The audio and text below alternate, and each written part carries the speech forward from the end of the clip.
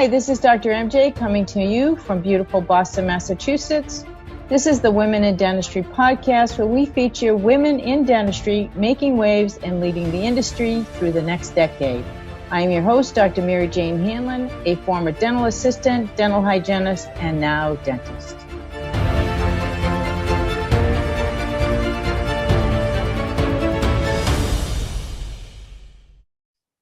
I am very pleased to introduce you today to Dr. Emily Boge. Dr. Boge blends her extensive experience in dental hygiene and dental assisting with a doctorate in education and organizational leadership to teach both entry-level and licensed dental practitioners globally. She's a champion for innovation, influencing manufacturers to prioritize practitioner input in product development. Through evidence-based research, she educates and evaluates products while advocating for accountability and empowerment among dental professionals. Dr. Boge shares her insights as a speaker and writer, always pushing the boundaries of dental practice standards and techniques. It is now my pleasure to bring you to my interview with Dr. Emily Boge. Emily, I'm so excited to have you on the show today. We've known each other for a few years. We haven't connected in a while, but it's so nice to see you again. Thank you so much for taking some time out to be on the show. I can't wait for you to share your story because I know some of it with the audience, and it is Dr. Boge, not. And I'm so excited about that because I know you were working on that when we were last together. So you've accomplished something that not very many people do. So congratulations. And let's just get right into your story and tell the audience what it is that you've been doing in your journey in dentistry. Well, thank you so much for inviting me. I was so happy to get your email. You know, it's interesting how life lets you meet people, and then sometimes you don't hang out or you don't see each other for a long time, but then it circles back and you get to spend time with them again, and it's so cool. So for your listeners who don't know me, my name is Emily Boge, and I am a farmer from Eastern Iowa who happens to be involved in dentistry as well. And so I live with my husband and my two, I like to call them my man children. They're 6'6" and 6'4", and they're 19 and almost 17. And we live here in Eastern Iowa, right near where Iowa, Wisconsin, and Illinois meet.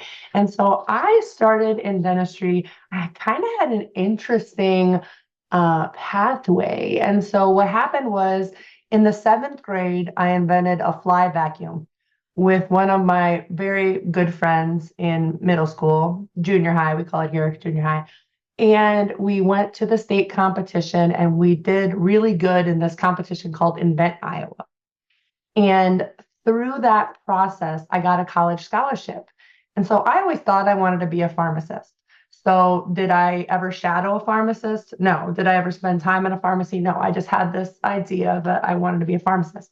So I went to pharmacy school at Iowa and I had a full scholarship, and I hated it, totally hated it. And I went to a career advisor and she had me take a career inventory survey, and everything pointed towards dentistry. And I got to thinking, well, I know my husband at the time, my boyfriend, is probably going to want to farm, and I probably don't want to own 2 businesses. So let me see what's in dentistry that I could do that isn't being a dentist, isn't owning my own business. So I looked into other options and things pointed toward dental hygiene. Well, I was like, okay, I don't know if I buy this whole I fit into dentistry thing. So let's do dental assisting school first.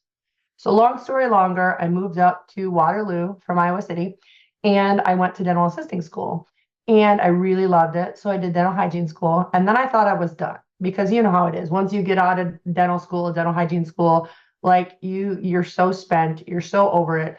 I literally said to my husband, if I ever want to go back to school, just, that's when I've gone crazy. So I did private practice with a fantastic group practice for about 12 and a half years. And then as I was going through that process, I became a Colgate Oral Health Advisory member, and they invited me to New York City. Well, I had never been to a city before.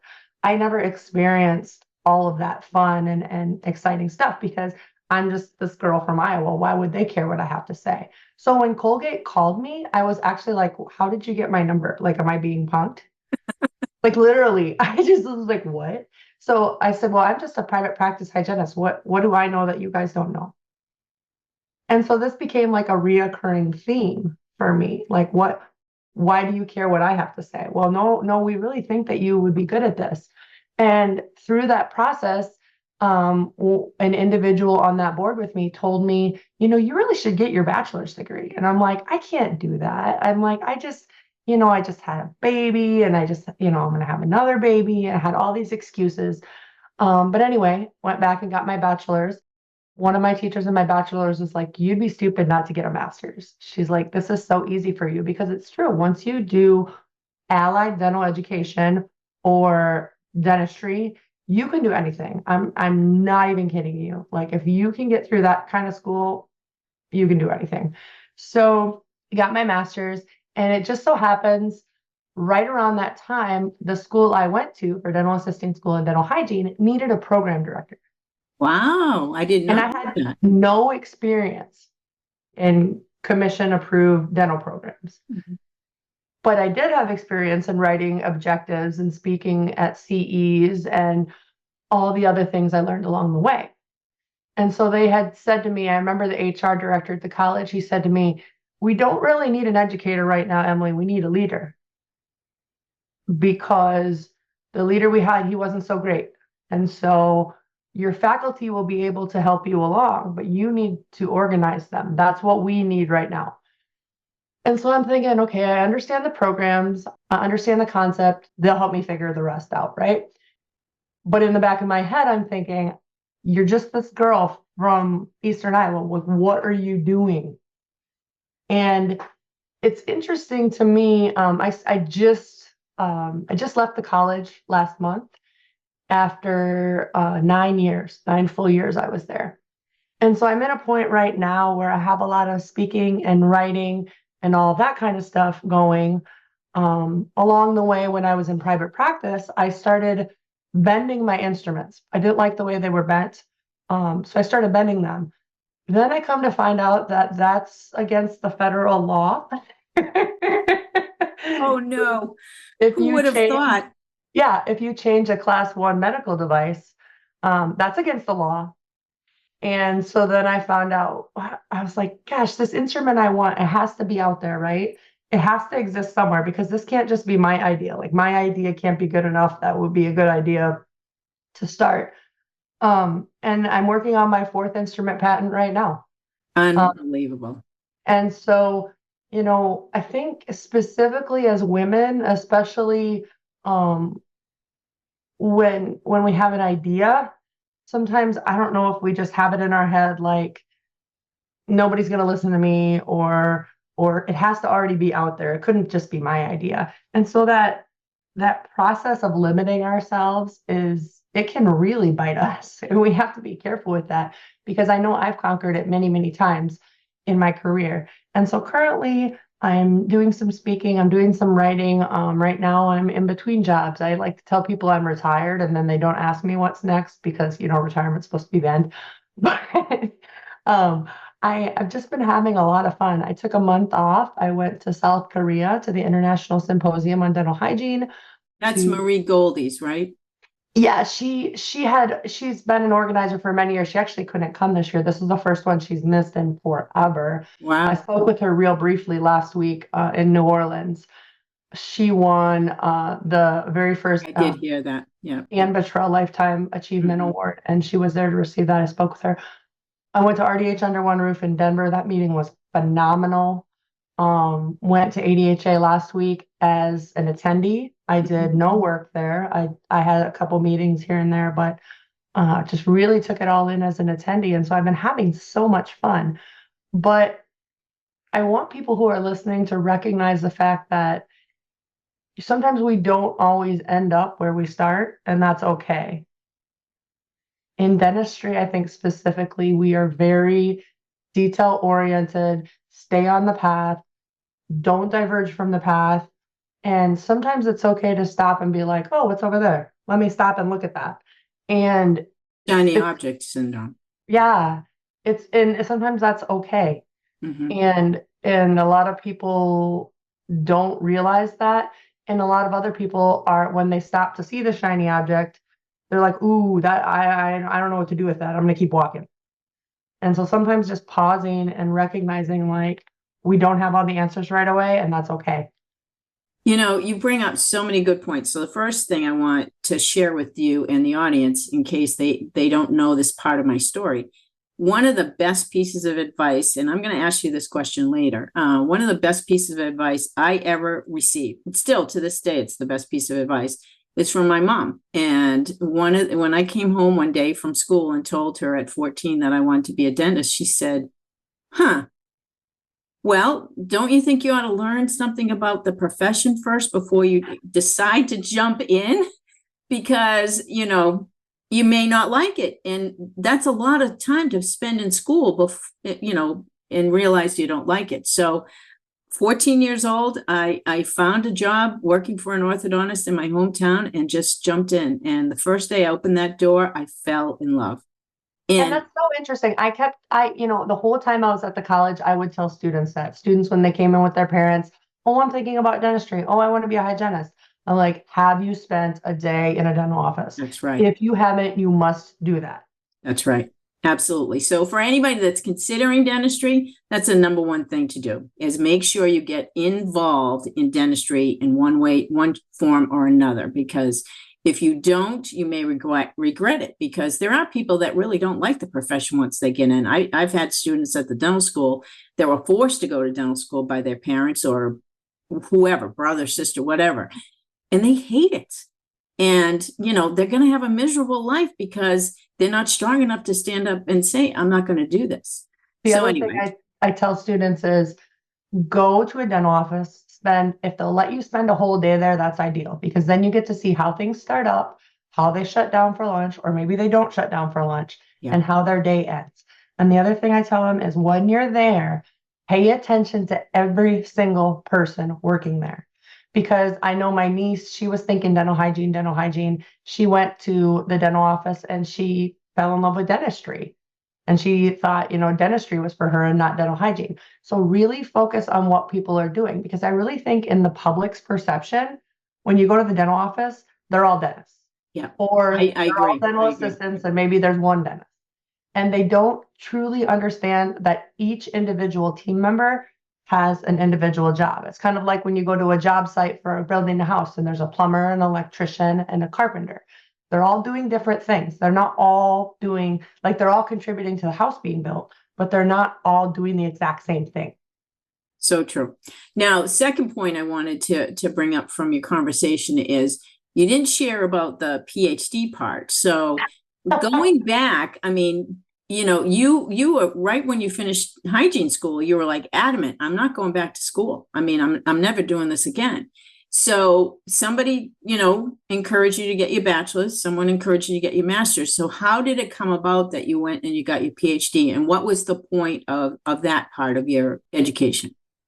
So I was in the school in my position, and they had a very generous program if you wanted to continue your education. Oh, perfect. Well, at that time, Dr. Joanne Grinlian and she still does, wants to start a dental hygiene doctorate.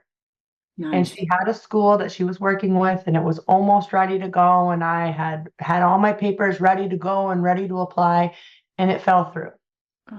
And so then I thought, well, maybe I don't get my doctorate in dental hygiene. Maybe I get it in something else.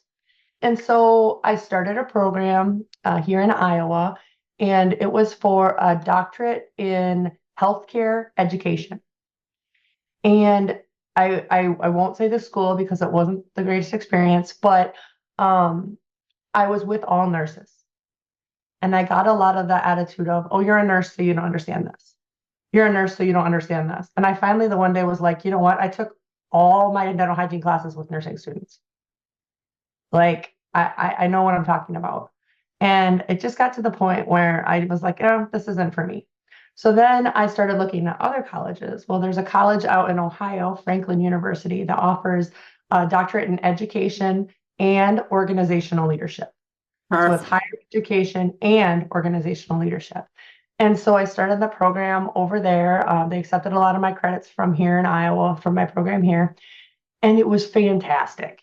And it just, every single class, I was like, "Oh my gosh, why didn't I wish I had this class when I had to do this project. I wish I had this class when I had to deal with this student or this faculty member." And so it really was very rewarding in the process and in the outcome. I think education is the only thing in this world where if you don't do it right, they have to tell you what you did wrong and how to fix it. There's nothing else in the world like that. Parenting isn't like that. Personal health and fitness goals aren't like that. Like all the other things we deal with on the daily are like, well, you screwed that up. Now you better figure out how to fix it. With education, it's like other people who have been through it comb through your work and they say, no, this and this and this is what you have to fix. And I really got addicted to that because I felt a lot of pride when I finished my dissertation. My dissertation was the benefits of earning a bachelor's degree in dental hygiene when an associate's degree is all that is needed in almost every state to get licensed. Practice. Mm-hmm. And so that was my dissertation. I was super proud of it. And most of the reason I was proud of it is because I really, really worked hard on it for a long, long time. Yeah. And so, I'm really proud of my doctorate. And I think there's a lot to be said about people who think that they can't do things after they complete a program. And no, I guarantee you, I would rather get my doctorate 10 times than go back to hygiene school. And I don't say that if you're listening and you're thinking about going to hygiene school, I don't say that to scare you. I say that because you need to go into it with an open heart that things are going to be tough, but you can get through it. Because I think a lot of people start dental school, start hygiene school, and they're like, oh, this will be okay. I'll still be able to work full time. I'll still be able to spend all this time with my kids. I'll still be able to, maintain a decent relationship with my significant other. No, it has to be all dental school all the time. And I tell students that straight up from their very first compliance day when I was at the college. I would say, school's got to come first, because if it doesn't and you get behind, there's often not a good way to catch up. So true. Yeah. So true. I remember going home after my first series of exams, my first semester of dental school. I was 35 when I started because I had always wanted to go, but I went to hygiene school first. Long story, but anyway. And my daughter was 5 at the time. So her first day of kindergarten, my first day of dental school was the same day. And I went through that first set of exams and I failed 2 exams with 48s. And it was not a little failure. That was like major failure. And I got home and I said, all right, I've either made the biggest mistake of my life or something's got to change. And, my husband was very good about changing everything and realizing that his wife was not going to be home anymore. And he took care of our daughter and dropped her off at school, picked her up from school. We got the whole crowd involved, our neighbors, my mom and dad, his mom and dad. And we all got it covered for the afternoon so that I could go and study because I had to study. Education, unfortunately for me, just never came easy. I had to really focus on it in order to do well. It's never number one in my class, never the bottom of my class, but I was a regular, just average student, but when it comes to the hand skills, I think that there are some students that are extremely good with hand skills and they can be really bright, or there's students that are really poor with hand skills and are very bright. And that's why we need to look at more than just their aptitude when we accept. You can have the smartest student in the world. I completely agree with you. Smartest student in the world that can't hold a dental instrument to save their life. Yeah, so true. You can have somebody who is born with an instrument in their hand, like you hand them an instrument and everything is beautiful from day one, and they cannot get a C on an exam. And I saw it and I saw it and I saw it in academia. Yeah, yeah. Do you find, looking back on your time in academia, that it was well worth it and you enjoyed it immensely? I really, really did enjoy it. My last couple of years, I had a leader who was very difficult. And it's one of those political situations at a school where I think in the end, it was really the best choice for me. Because I think now that I'm not at the school for a month, I'm getting some interesting opportunities thrown my way. Things are falling into place. And I really believe that there was a reason why I was called to exit when I was called to exit. It's tough. And I think academia as a whole has a lot that they need to address right now. because some of the old ways of doing things, a lot of the old ways of doing things are not going to be able to survive very much longer. I couldn't agree with you more. It's not the world we live in anymore. It is not. And something's going to give. And if we don't organize the way it gives, it's going to be one of those situations where the whole city's flooded and we have to start over. That's right. That's right. I don't think anybody wants that. But they're not listening and they're not paying attention. No, they're sure not. You know, when there are some people, when they get in those positions, they always, you know, academia and in general, organizations tell you that they want change.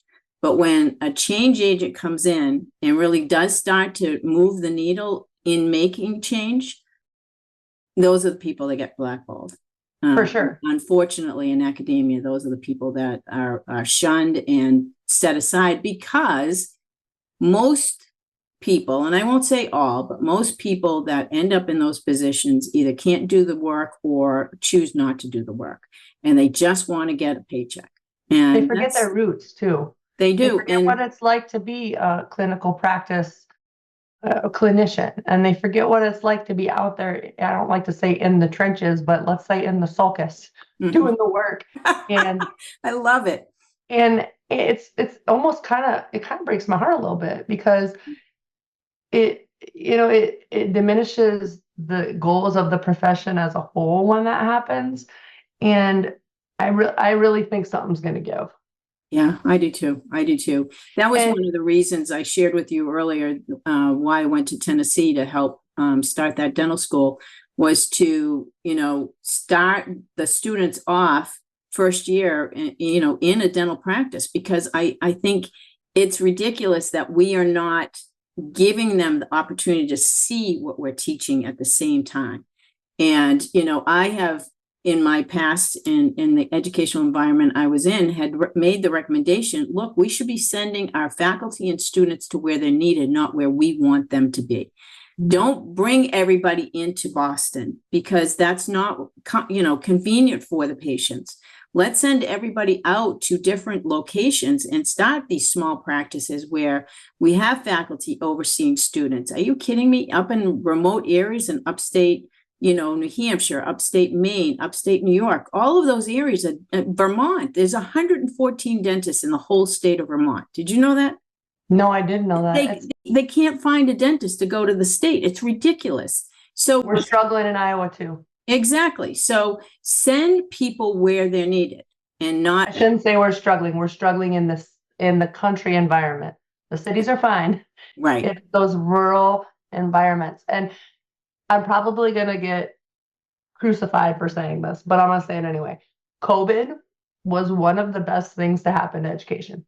Oh, I couldn't agree more. It took a global pandemic for us to change the way we think for just 1 minute and have to problem solve. And now look at all the good that did. The innovations that came out because of that are. And I'm sure you're going to get lots of comments about what a horrible person I am for saying that. Mm-hmm. The other thing COVID did for us is it made us pay attention to the standards and the recommendations from the CDC.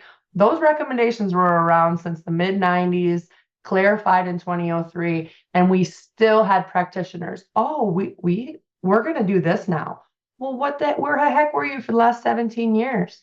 Yeah, no kidding. I spent some time on some state boards helping with remediation, and absolutely positively saw it all the time, that one of the biggest problems was the infection control, because they're paying attention. Even after COVID, they're still not paying attention. And you know, when there's a global shortage of gloves from a dental supplier, not from like gloves you can buy at your local hardware store, but you know that people weren't using them correctly. Give me a break. You can't tell me that all came from people panicking and taking gloves. No, I don't believe it. I don't buy it.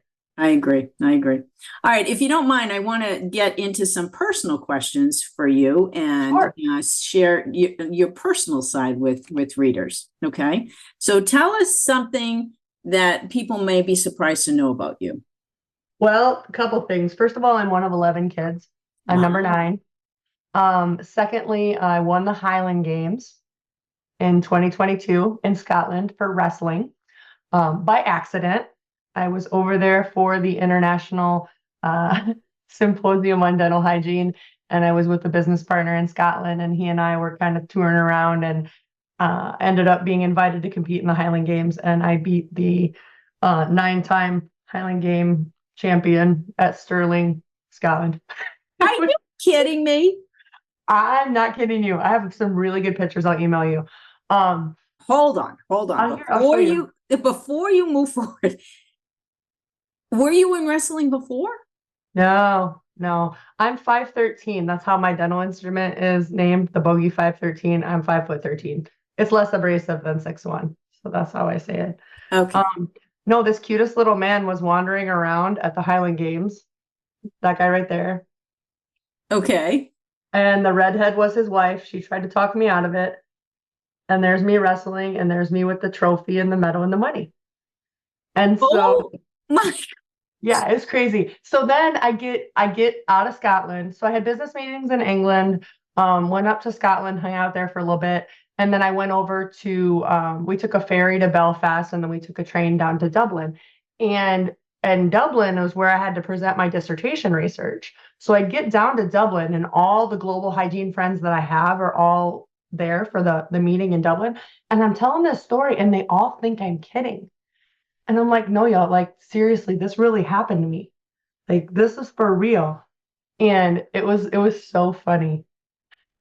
Yeah, so there you go. Don't ever underestimate what you can do, because you can win the Highland Games.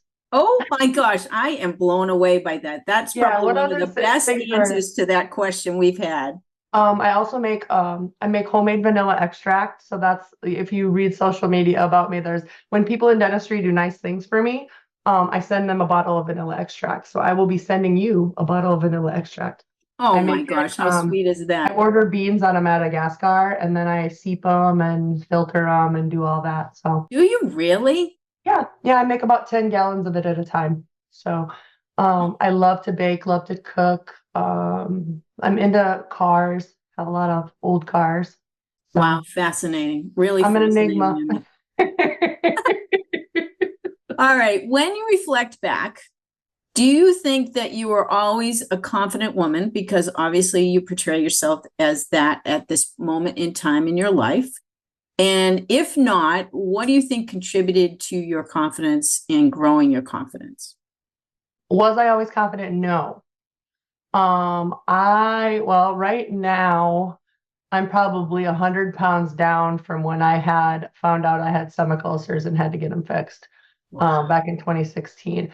But I was always the chubby kid. I had my older brothers really spoiled me rotten, and my oldest brother was a senior in high school when I was in kindergarten, so he would bring me to school every day, just spoiled me rotten. Um, Grew up without a lot of money on the farm, with that many kids and one bathroom, but with a lot of moral and ethical support. My parents were very, very Catholic, very like, this is how you do things, this is the ethical way to address that. My parents used to say things like, you don't have to like everybody, but you have to be kind to everybody. My dad used to say it doesn't cost any more to be nice. Mm-hmm. And so a lot of foundational ethical things that it took me a long time to realize that not everyone had that. Right. And so when I was young, I was like, oh, my family, oh my God, you know. And then as I got older and went to college, I realized not everyone has that. Not everyone has the support system, like you were talking about, having people to care for your kids while you were in college. Not everybody has that. Some people only have themselves.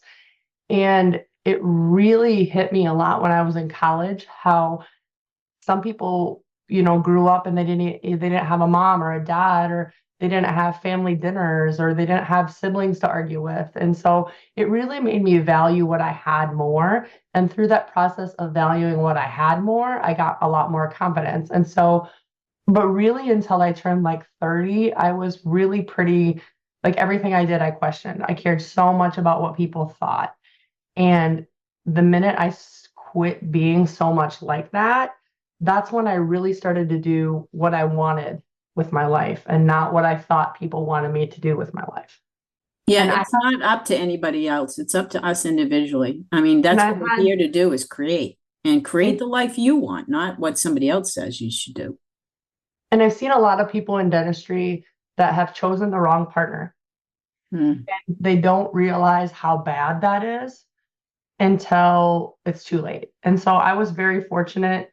I don't know, some kind of stars crossed where I met somebody who just let me be me, and we happened to meet right after high school.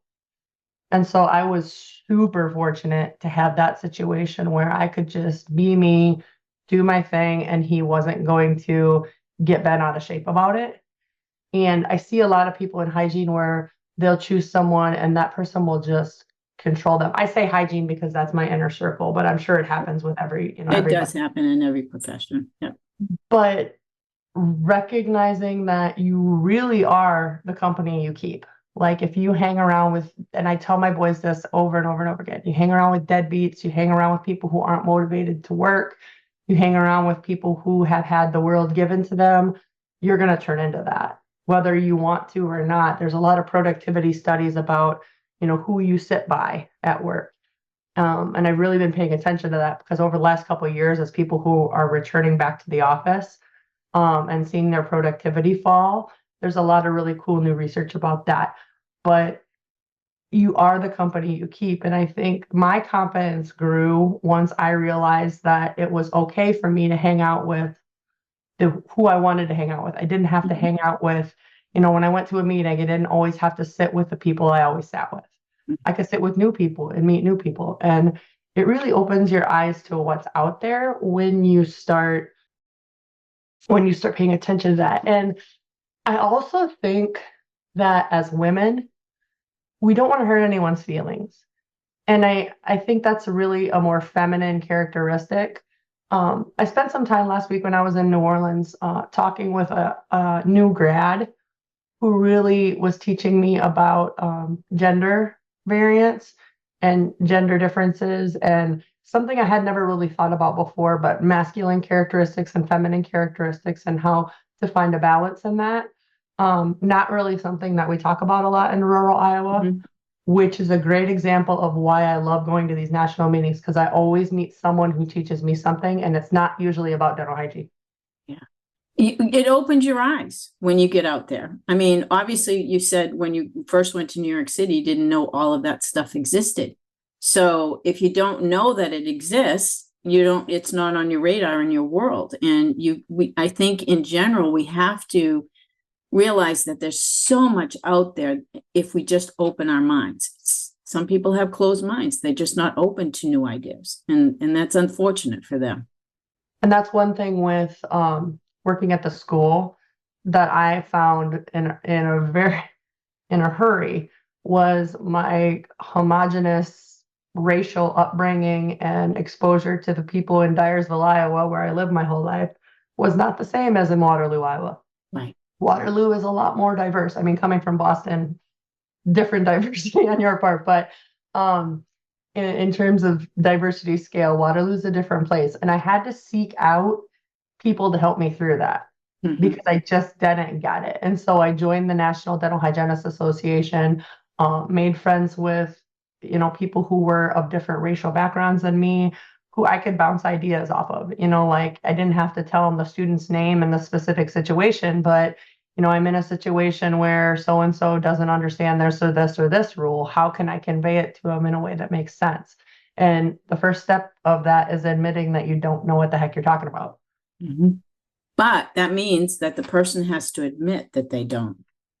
Some Mhm. people will fight to the ends of the earth that know they're right. And that to me is just a very low emotional intelligence. And my mother, I'll tell you, she didn't know anything when I was 14. But I'll tell you what, by the time I turned 24, she got really smart. And I never could really figure out why. But you say, like, who influenced you? My mom 100%, because when I was young, I didn't understand why she did what she did or why she acted how she acted. And then all of a sudden, once you understand the way the world works, you're like, holy crap, I was so lucky Yeah. to have that when I had that. So good. All right. Single piece of advice, the best piece of advice you've ever received, and who is it from? Well, I was in a situation where someone was upset with me in dentistry, and I had no idea why they were upset with me. Mhm. And I really beated myself up for like beat myself up for like 6 months over it, to the point where I couldn't sleep. I wasn't myself. And I was at a meeting and I was at a bar and I was telling one of my friends, I don't know what's wrong with her. I reached out to her multiple times. She won't respond to me. I don't know what I did. And this lady tapped me on the shoulder. She was an older lady in dentistry. I honestly don't even know her name. She's like, other people's opinion of you is none of your business. Correct. If you've tried to mend fences with whoever you're talking about and they haven't accepted that, she's like, there's something else going on and it's not your deal. And I was like, whoa, like I've had a glass of wine, but this lady's had several. Like, you know how initially you're just like kind of taken aback by it, but it's totally true. And in the end, I didn't find out at that time. I found out 4 or 5 months later, it really wasn't my deal. And she had heard a story and it wasn't true. And she finally found out that the story that she heard wasn't true. And she called me and apologized. And I was like, I'll be darned, it wasn't my fault. Mhm. But we get caught in this minutia of creating our own narrative. Yeah. And for me, my narrative often involves, well, that person's upset with me, so I must have done something wrong. Yeah, you assume it was your fault. Or what did I do? Or what did I say? Or did I come across the wrong way? And it's always my fault. It's always about me. And it's not, and it's really hard when you're that kind of person who internalizes things like that to get over it. And that was the best advice, hands down, best advice I've ever received. That's awesome. That's awesome. Yeah, I hear you loud and clear with not being in somebody else's reality show, right? Because it's none of your business, and you don't have to play an extra role in their series. There, somebody was talking to me about how she calls it her other people's Netflix series, right? Right. And it's so true. I mean, I when she said it, I'm like, oh my gosh, that's awesome. It is a great way to look at it because you don't need to be involved in somebody else's Netflix series. You can choose not to be there. And I think it's really wonderful advice because you don't need to hurt yourself based on what you think happened. I had a incident yesterday where I had a little girl. I was extracting a baby tooth for her because she was getting ready to go into ortho, and she was all upset. She was all worried about her mom just told her yesterday morning that she was coming, and you could have given me more notice, Mom.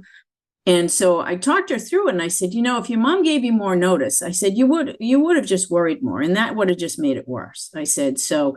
One of the things you have to think about is what's going on up here. And I started to point to her head. And I said, you're going to realize after this is all over that it was a waste of energy.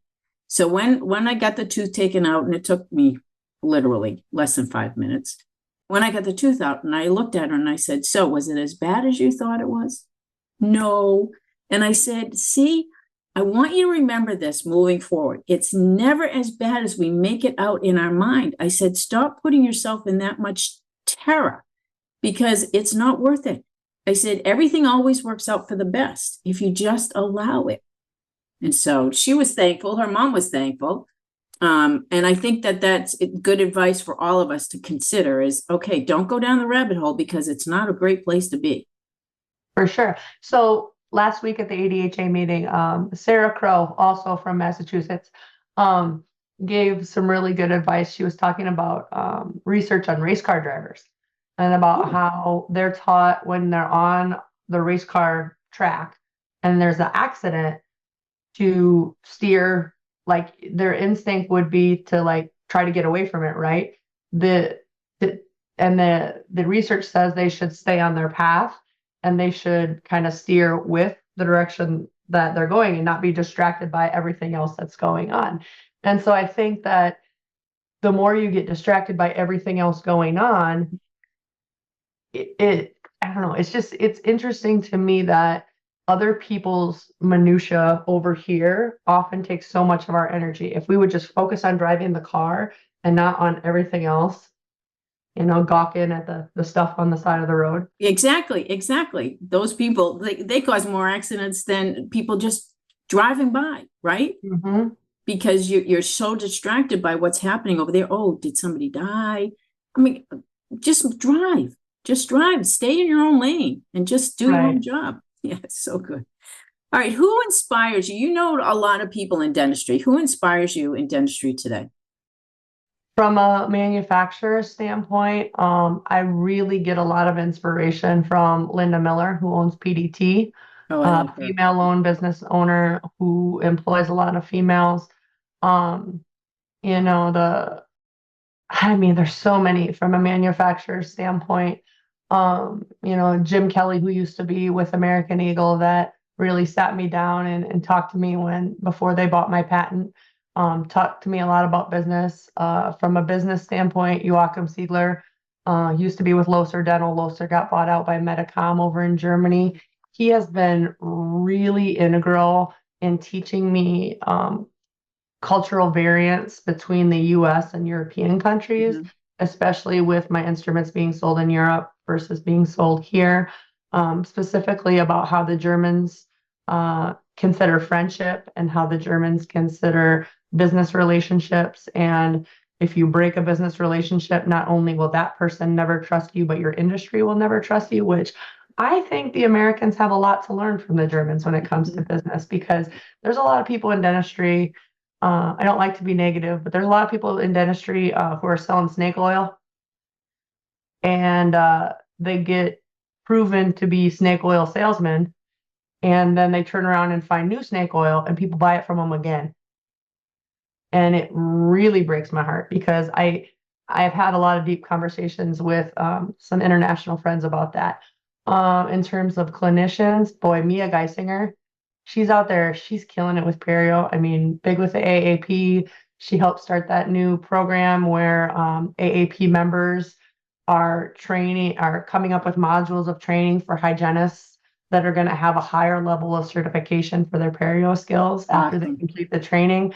I think micro-credentialing is the way of the future. I agree. Having this specialty training. Like, I'm a specialist who happens to be trained in lasers. I'm a specialist who happens to have additional training in myofunctional therapy, or whatever the case may be. I mean, there's a million micro-credentials we could have in dentistry, but just something to acknowledge the fact that you've received that additional training and that you can put on your resume to be like, this is why I would like to have this position at your pediatric practice, because I have been extensively trained in airway identification issues in children.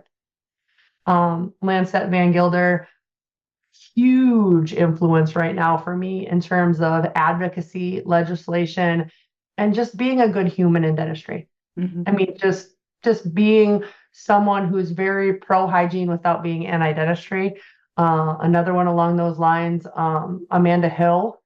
She's doing great things with maintaining your curiosity and not getting stuck in your rut as a hygienist. From a diversity and inclusion standpoint, Dr. Joy Boyd Holmes, who also happens to be my business partner, one of my business partners, she has taught me more about diversity in a very short amount of time than most people learn in their lifetime.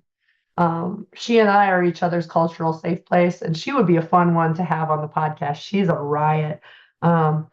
She has taught me a lot about the Black perception of white and the white perception of Black. I have reciprocated to her, and we've been working together for quite a long time to trying to train each other so we're more competent and understanding, and which I think is critical.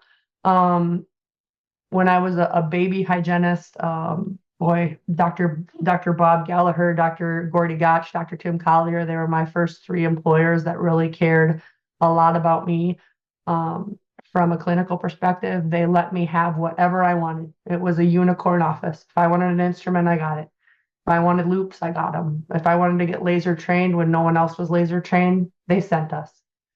And so having that support, and you're not just a hygienist cleaning the teeth, clean them, get them out, clean them, get them out. No, with our patients, it was total care, because We had a patient base of about 8,300 at one time in a town of about 4,500 people. Wow. And if they needed care, they had to go over an hour to get perio care, endo care, specialty care. And so they were really big about how about we keep our patients healthy to begin with, and then That way you hopefully, don't have to send them out. right. And they also had independent training, like Gordy did a lot with implants and extractions, and Tim did some specialty training with ortho and aesthetic dentistry. And they did that, yes, to better themselves, but because the community needed it. Right. Right. And so there's a whole different shift when there's not, an endodontist across the street. I Mhm. think that I was very fortunate to grow up in a dental community like that, where they valued their community so much that they did the training they needed to take care of the community. So true. Being down in Knoxville and working in one of the practices down there, it was a full Medicaid practice, and that's what we were there to do, is serve the community. And we had no one we could send to the endodontist. We had no one that would take Medicaid for oral surgery.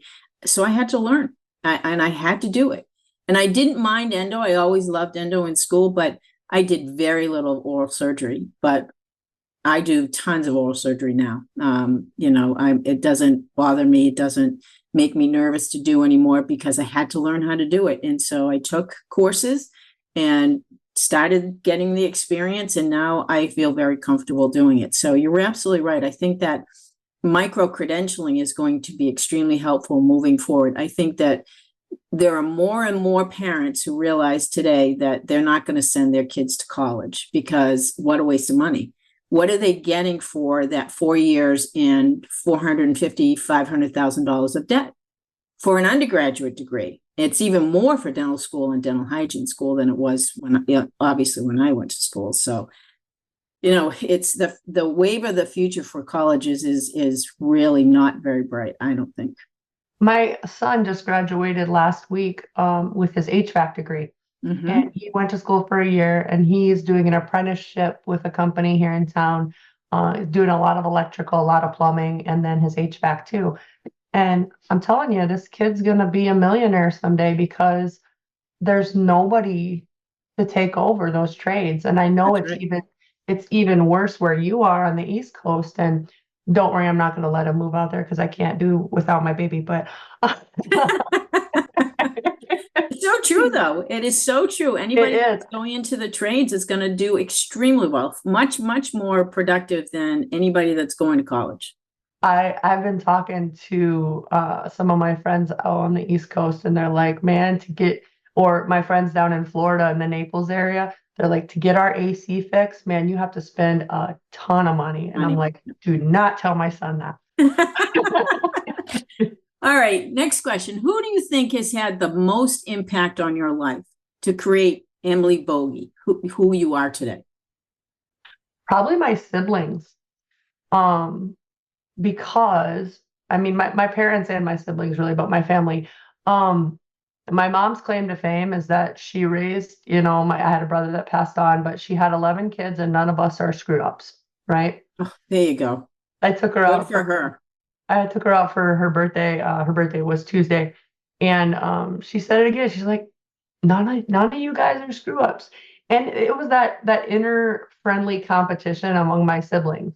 Like, if my sister got married and built a house and had kids and was successful and didn't screw any of her kids up, then I better, do good with my life. And my two brothers own a very large auto service in town, and they're known for their honesty and their integrity when it comes to fixing other people's vehicles.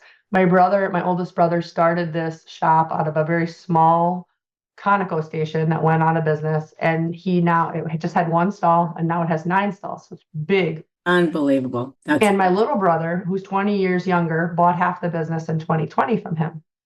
And so when I go into town, it's always like, oh, you're Jeff's sister or you're Tony's sister. My little brother, who owns half the shop, is also the captain of the fire department.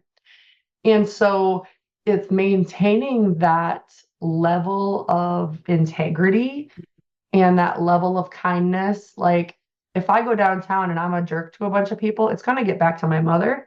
And it's going to get back to your brothers. Or it's going to get back to my brothers, or it's going to get back to my sisters. And I'd rather take my brothers off any day than my sisters because they are not nice when they get upset. But yeah, I mean, my oldest sister she works for the Archbishop. I mean, like, I talk about my family a lot in my ethics presentations. And, I have a brother that's a teacher, and I have a sister who works at the school in the lunch department. And everybody has a job, and everybody is known for this high level of integrity that if you don't want to mess it up. Yeah. And so having the bar set very high, like I tell students, on the first day of school, you have 100%. If you lower that bar, that's on you. And so like my siblings had that bar set so high from the beginning. And it's like, if I don't, and sometimes pressure is good pressure, right? Like you learn in school, peer pressure isn't always a bad thing. But that desire to succeed and the desire to, make our parents proud was really, really important to us growing up. That's awesome. I think that you're spot on with how important that is. You had more people in your family, obviously, to support that and make sure that you remembered it 100% of the time. I'm one of 6, so I had a lot of support in that area too. But families of 1 and 2, those siblings, I think it might be harder for them to do that for each other. And the other thing with my kids is we have Sunday night dinner every Sunday night. My mom makes supper, and it goes, it's at my house or at my brother's house or at my sister's house, whoever can host. I have a really big party barn outside. When you come to Iowa, you can come and have drinks in my she shed. Awesome. And it's heated, air conditioned. 80 by 60? It's a big barn. But my kids were raised with their cousins. And even though I had 2 kids, I made sure that they had lots of time with their cousins. So they got that same sense of community. Right. Because it's the same way with my nieces and nephews. Like, this is the bar. It's set this high. That's perfect. I love it. I love it, love it, love it. All right. Have you ever had an aha moment when you realized that you were doing exactly what you were meant to do in this lifetime? Recently, when I gave the mega session, one of the mega sessions at Under One Roof a couple weeks ago in Denver. And I was so nervous because the first mega session Amanda Hill gave, and it was incredible. Mm-hmm. Like, it was so good. You couldn't have made that lecture any better if you tried. And then I watched her, and I was like, then I got in my head. And I'm like, oh, I have to do this. I have to do that. How am I going to do better than her? Well, then I got on the stage and I was like, it's not a contest. It isn't. Mm-mm. And I delivered my ethics course. And I think it was one of the first courses I have ever given, and not like, I usually walk off stage and, oh, you forgot to say this. You forgot to say that. You went too quickly when you explained this. And I felt really good. That's awesome. And then people came up to me the next couple of days at the meeting, and they're like, oh my gosh, I was so inspired by your lecture. Thank you for reminding us. Because the big point of my ethics lecture was that we are skipping assessment. We're jumping in, scalars are blazing, and we're not assessing. And that's why disease is not getting treated, because we're not trying to find it. We're just picking and flicking and moving on, right? Yeah. Not all of us, but a good majority. Yeah. And I had a lot of people come up to me, and they're like, you know what? I'm not assessing. While I'm here at this meeting, I'm going to buy some new probes, or I'm going to slow down, or I'm going to start taking blood pressure, or I'm going to start, doing X, Y, or Z. And I'm like, thank you for listening. Yes. So good for you. Kudos to you for putting the message out there and having it drop. That's a mic drop, I think, for the hygienists that really open their minds to it. Good for you. And I was in Korea earlier in the month. I mentioned that earlier. The respect that the Korean hygienists have for the American hygienists is really incredible, because hygiene's only been around in Korea since 1965. And so they had this big wall, and on the top of the wall, they had the dental hygiene oath written in Korean. And on the bottom of the wall, they had the dental hygiene oath written in English. Wow. And so at the end of my presentation at Under One Roof, We all, well, actually, it was kind of towards the middle. We all stood up and we said the dental hygiene oath together. That's awesome. And It's probably the last time they said it was at graduation. Pinning, yeah. Mm-hmm. And I told them that. I'm like, so those of you who don't work in education, I mean, I get to say this once a year. Many of you probably haven't said it in 20 years. But I really feel like that was a really good thing for me to do, because I think sometimes the respect that the Korean hygienists give us maybe isn't deserved all the time. Mm-hmm. Because when I was over there, I just, like you say, an aha moment. I walked by that wall and I'm like, what in the heck? Like, they're saying the same oath we are. Like, they're using our oath. Like, it's the same thing. And I'm across the world. Wow. And it was so cool. So cool. I bet.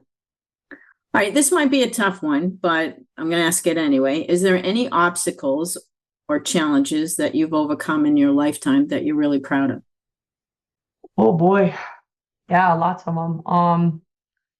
I mean, growing up, like I said, we didn't have a lot of money, but we always figured it out. We always made it happen. And so sometimes we don't realize how we have privilege in a way that we might not look at it as privilege.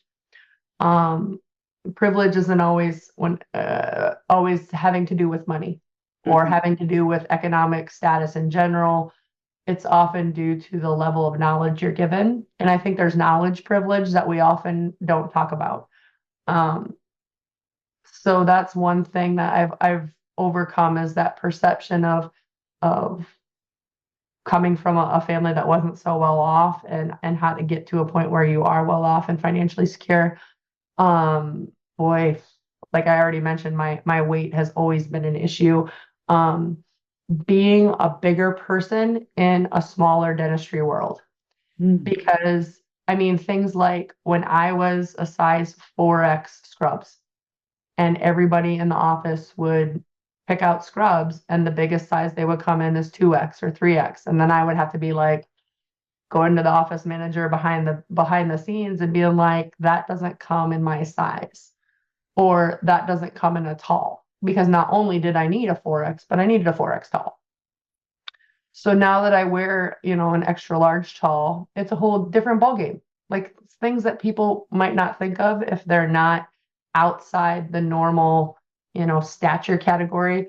And it goes both ways, because I have had a couple students that were very petite to the point where they needed an extra, extra small petite. And then you have to start saying, well, the saddle stool doesn't go down low enough for them. Whereas for me, it wouldn't go high enough for me. So when I got my first saddle stool, Crown Seating made me an extended cylinder, and they didn't charge me for it. They just, this is what you need, so this is what we're going to give you. And there's companies out there who will listen, and that's part of how I've overcome my insecurity. Yeah, I've lost a lot of weight, but at the same time, I have talked to a lot of companies.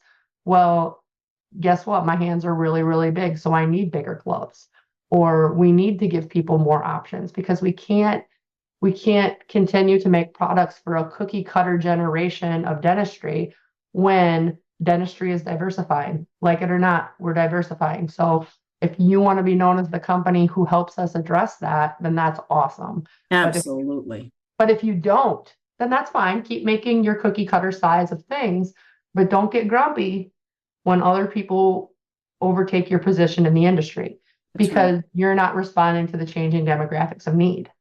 Well, I said it all the time when I was in dental school. There's so many products that they didn't make for women. It was made with a man in mind. And, it's like when I left Tufts, it was 72%, the incoming class, I think it's D25, incoming class was 72% female. Okay, so when are you guys going to wake up? It's not a male profession. And I don't know if you know this or not, but maybe because of your travels overseas, you do. The international world of dentistry is predominantly female. Mm-hmm. All over Europe, South America, it's predominantly female in dentistry. So you don't find very many male dentists. You find mostly female dentists. So interesting fact. And even in the last 25 years, I mean, you look at scrubs. It Yep. used to be unigender scrubs. These are your options. Look And that's box, all there is. whatever. Now, like I went to the meeting last week at ADHA, or was it the week before? I don't know. All the meetings are mixing together right now. Um, but there was a new scrub company I looked at that had size inclusive scrubs that were really cool. I mean, just and like there's twice as nice scrubs. Right? Deborah carrier her scrubs. Um, incredibly fashionable, but also incredibly functional. You didn't see that kind of stuff 25 years ago. Mm-mm. And so I think certain companies are paying attention, and it's really neat to see not only are we overcoming things on an individual level, but when we see the manufacturers replying to that need, that's when it really gets impressive. Totally, totally. All right. How about a secret dream or a guilty pleasure that you might have? Oh, well, I recently started to pick up my tuba again. So I played tuba for 8 years.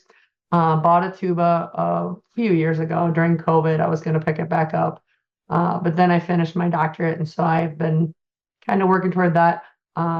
Guilty pleasures. I love to nap. Really? I'll be at a dental conference and people be like, "Where'd Bogie go? She went to go take her half an hour nap."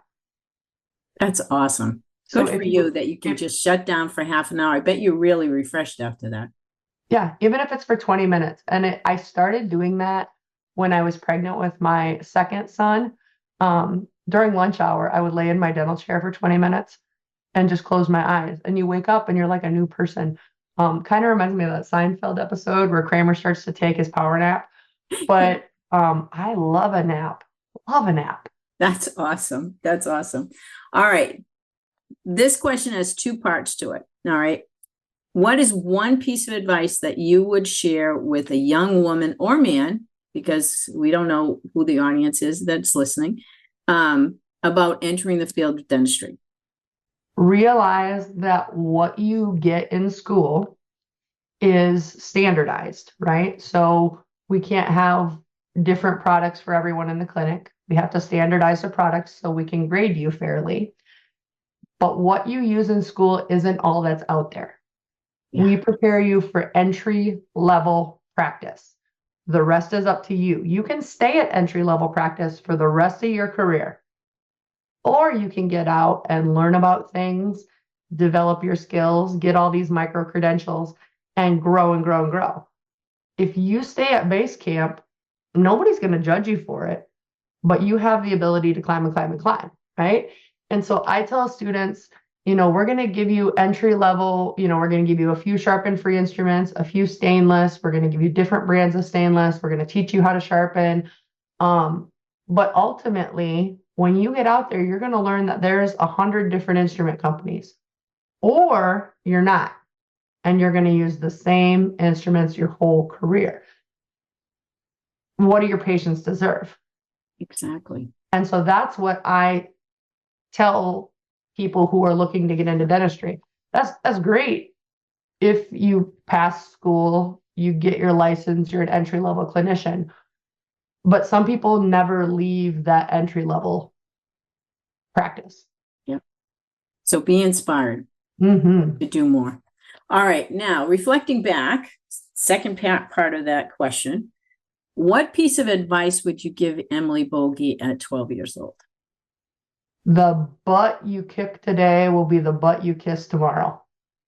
Ooh. Meaning you treat everyone with respect, and you never close a door unless you're 100% sure you're never going to have to open it again. Great piece. Because the person that you don't treat so great today might be on your interview committee in 10 years. Mm-hmm. And it works both ways. The people who treated me like crap in high school and junior high, I quit holding grudges a long time ago. Yeah. But I still feel when I see them out and about in town, it's like, yeah, treating me like crap sure did well for you. It's horrible to say, but it's the truth, because like that might be the person on your interview committee tomorrow. That might be the person that, their child is going to want to marry your child, like Yeah, the you most never know. Yeah. random things in the world happen. And I can't tell you how many times in dentistry is one big dysfunctional family. It's a very small family, and everybody kind of knows everybody else. So true. Right. And whether it's true or not true or whatever gets said about you, I just truly believe that you just spread kindness and do your best. And if you make a mistake, you apologize for it. You can try to explain yourself, but ultimately people don't care about the explanation. They care about the apology. That's right. That's so true. And Right. so How do you define success? Sorry, I didn't mean to interrupt you.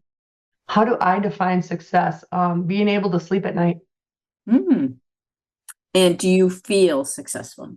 Yeah, I do. I feel successful at the place I'm at in my life because I probably could have made a few more dollars here or there, but what would I have had to do to get it? What would I have had to compromise?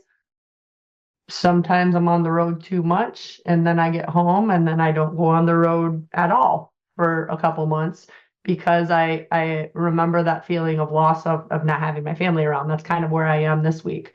Yeah. I've been cooking a lot and cleaning a lot and trying to catch back up from being gone for essentially a month. But being able to sleep at night and know, I didn't screw anybody over today. I did my very best to push us ahead as professionals. If my mom hears about anything I did today, she won't be disappointed in me. Like all that kind of stuff, Absolutely. I can't tell you how much I really appreciate us reconnecting, and I have thoroughly enjoyed your stories and your advice, and I can't thank you enough for being on the podcast with me today. Can you share with the audience where they might find you? Because I guarantee you somebody's going to listen to this and somebody's going to want to know, okay, I got to ask her some more questions. So where can they find you? And do you have a website? So I'm on Instagram. It's just Emily Bogie, EMILYBOGE. I'm on Facebook. I'm on LinkedIn. My email address is ereinert@hotmail.com. I've had the same email address since 1996, and I'm not super willing to change it. But if you can't remember any of that, then my website address is thinkbigdental.com. Like think, use your brain, big like I'm 513 dental.com. Awesome. Actually, all of this will be underneath the story when they go to YouTube. So we'll have that all listed for them. But having you say it out loud is always a good thing too. So thank you so much, Emily. Thanks for having me. It was super fun to chat. It was great. It was great. Thanks so much. Thank you so much for listening to the Women in Dentistry podcast with Dr. MJ Hanlon. If you like our show and want to know more about us, check out our website, thewomenindentistry.com, or please leave us a review on iTunes. Join us for our next episode as we bring you another amazing woman leading the way for the next generation.